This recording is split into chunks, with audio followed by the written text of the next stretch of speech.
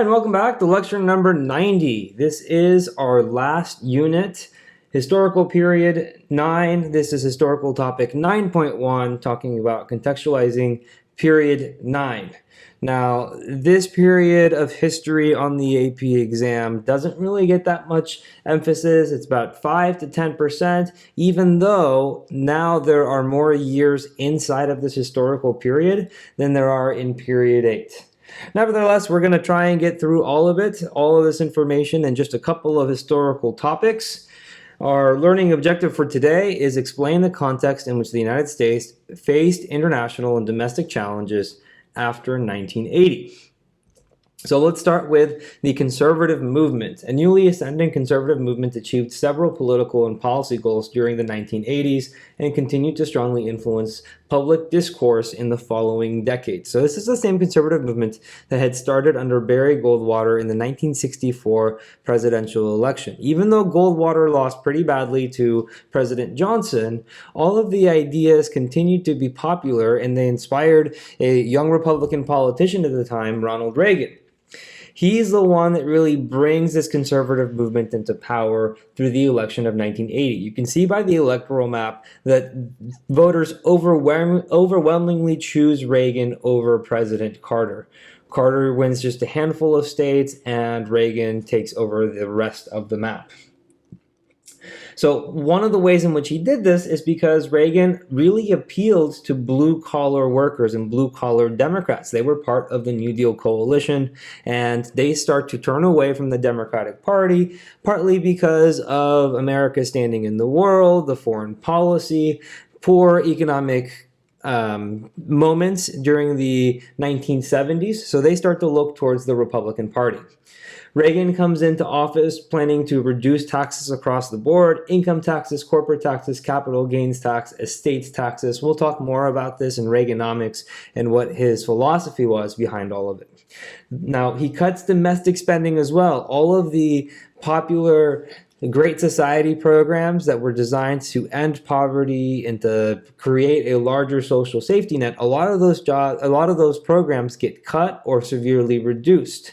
However, not all spending goes down. Because it's still the Cold War, Reagan increases defense spending. So now we're taxing people less, but we're still spending about the same amount of money, which will lead to some deficits through the 1980s. Now, in addition to this political and economic conservatism, we also have social conservatism that is part of this conservative movement. Now, this is really taking a traditional stance on big issues like abortion, affirmative action, and same-sex marriage. Conservatives did not like abortion. They disagreed with the Supreme Court decision Roe versus Wade. They did not like affirmative action programs. They disagreed with the Supreme Court decision UC Regents versus Bach, and they opposed same-sex marriage. We'll see that even after Reagan leaves office, different states will pass laws to ban same-sex marriage, and then also the U.S. Congress in the 1990s will pass a piece of legislation that will try to restrict marriage between a man and a woman.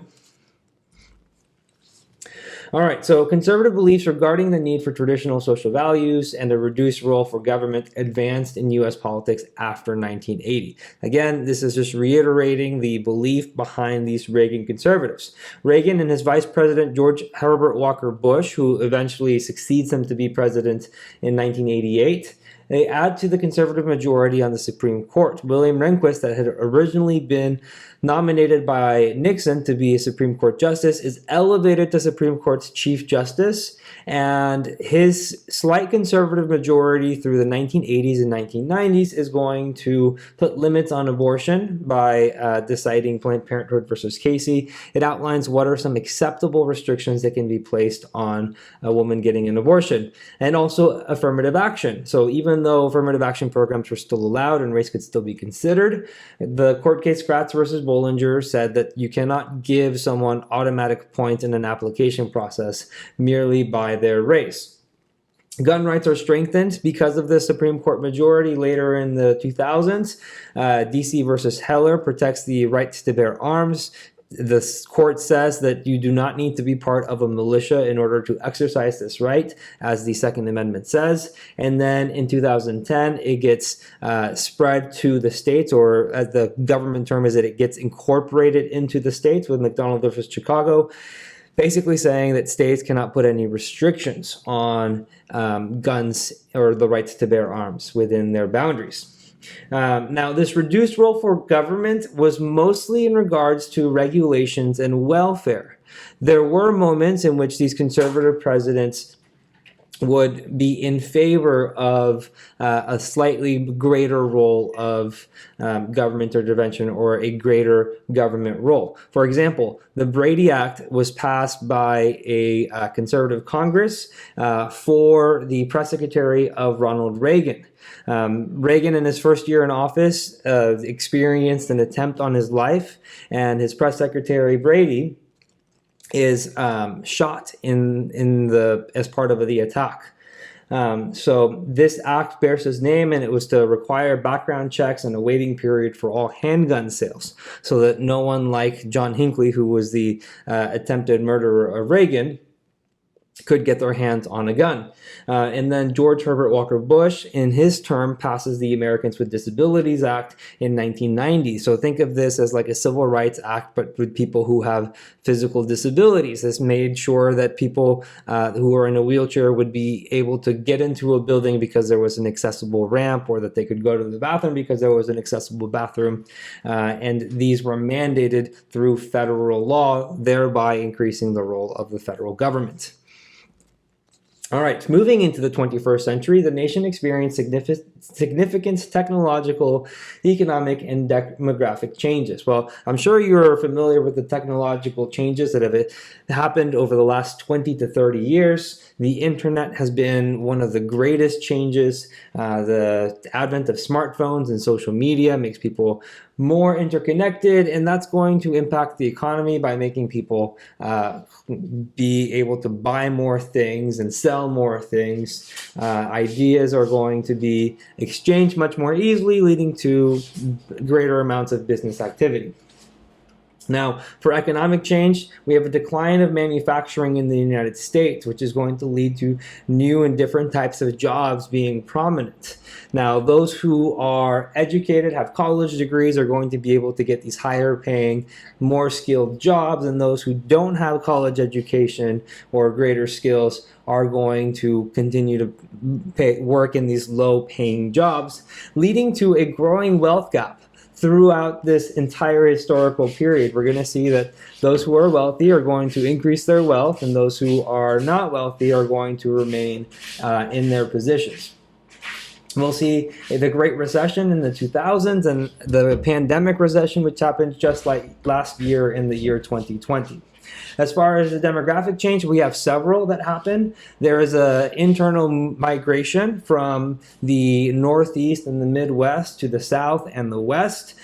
We call this the Sun Belt area in the last historical unit. This is the same migration that is just continuing. People are drawn to the fairer weather. Sometimes the southern states and the western states have lower business taxes, which attract new businesses.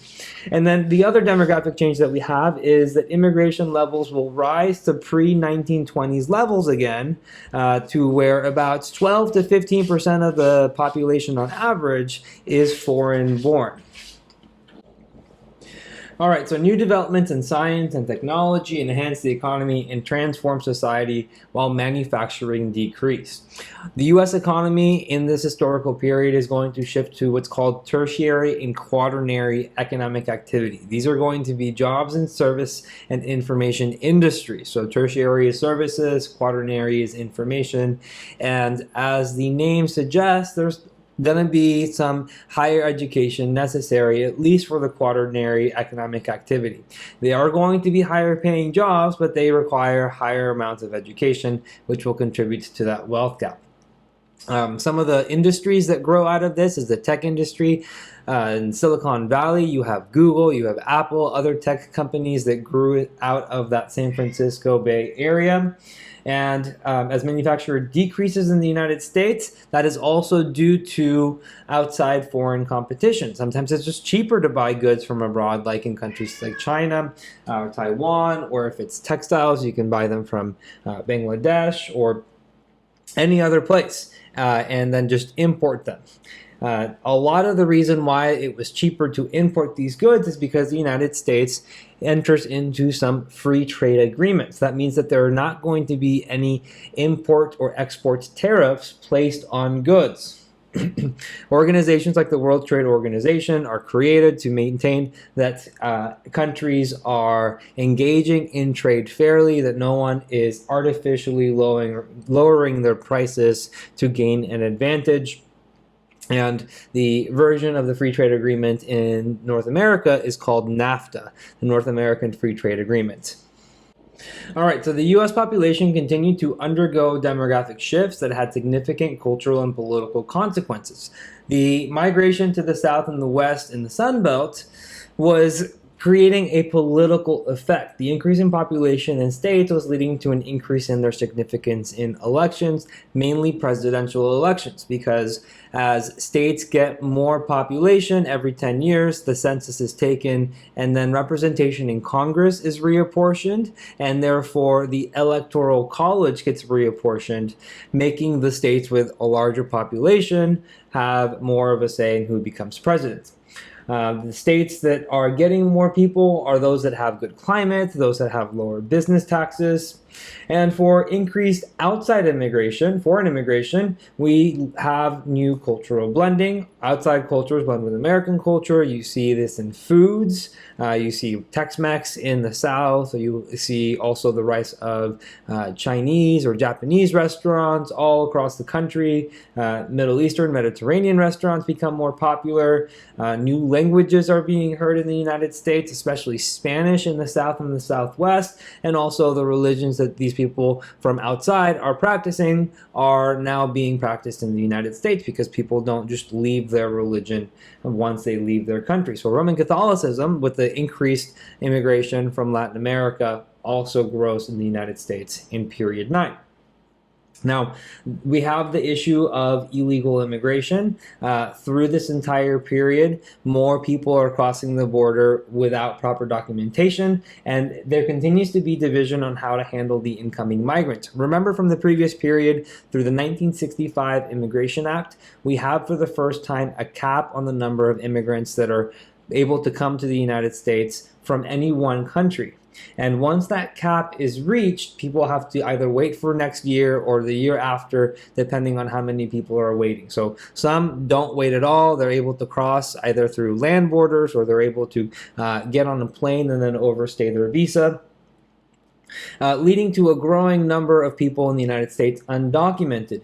Now, there are debates as to how to deal with the people who are living in the United States and are undocumented. We see this through executive actions. President Obama put in place the Deferred Action on Childhood Arrivals, also called DACA, which essentially does what the name suggests, that they're not going to deport any people who came to the United States undocumented while they were children. They are allowed to stay in the United States, work, pay taxes, but they won't be able to gain any social safety net benefits. And then also during the Trump presidency, he put in place in the first couple of months of his administration a ban on immigration from certain countries that his administration viewed as enemies or harboring terrorists. And given the way that it was put in place, caused a lot of confusion, and again continues to show that there's a debate in the United States as to who should be able to come into the United States. This is a debate that goes back centuries. All right, the end of the Cold War and new challenges to U.S. leadership forced the nation to redefine its foreign policy and role in the world. So The first challenge after the Cold War is over was to dismantle all of the weapons that we'd accrued. George H.W. Bush signs the START 1 and START 2 treaties with Russia to try and reduce the number of nuclear warheads. In 1990, the United States leads a multinational coalition into Iraq to stop their invasion of the country Kuwait. There are genocides in Bosnia and Kosovo in the 90s that also prompt multilateral US and NATO or US and UN action. So you see that the United States has still stepped into this leadership role and continues to lead. By the early 2000s, after the 9/11 attacks in New York and on the Pentagon, we enter a new phase of foreign policy with the war on terror. And the war in Afghanistan becomes our first place of involvement, because the Taliban in Afghanistan were giving aid and harboring Osama bin Laden, who was the leader of Al-Qaeda, which was responsible for the 9/11 attacks. Later on in 2003, the Iraq War begins because the Bush administration had suggested that there were ties between Saddam Hussein and Al-Qaeda. That's what really starts to make our allies weary of continued U.S. intervention. Nevertheless, the United States is going to keep their leadership position in the UN, in the Security Council, in NATO, and also the new group, the G8, the group of 8. So the 8 largest economies in the world, their leaders get together every year to discuss common issues. All right, for foreign policy, the Reagan administration prompted an interventionist foreign policy that continued in later administrations, even after the end of the Cold War. So in 1983, Reagan props up the pro-U.S. government in Grenada, and this is seen as a success because there was very little fallout, very little residual violence at the end of it. And so we try to continue this policy given that we had got some success in the past. This is what kind of gets the United States in trouble, because the United States was selling arms to Iran in the Iran and Iraq war because Iran had helped free U.S. hostages in Lebanon. The United States was also sending aid to the Contras in Nicaragua, who are anti-communist forces or rebels, to fight the Marxist Sandinistas. But in 1985, Congress had passed a law to stop sending aid to the Contras because of all the violence that we were helping to continue because of the aid and the weapons that we were sending. Though the Reagan administration continued to send aid, but not only were they sending aid, they were using the profits that they were getting from the Iran arms sales to fund the Contras. So we were mixing these two conflicts together. And it was especially bad because Congress had already passed a law that said that we should not be helping the Contras. Turned out that someone in the Reagan administration that was not directed by President Reagan had been the one that came up with it.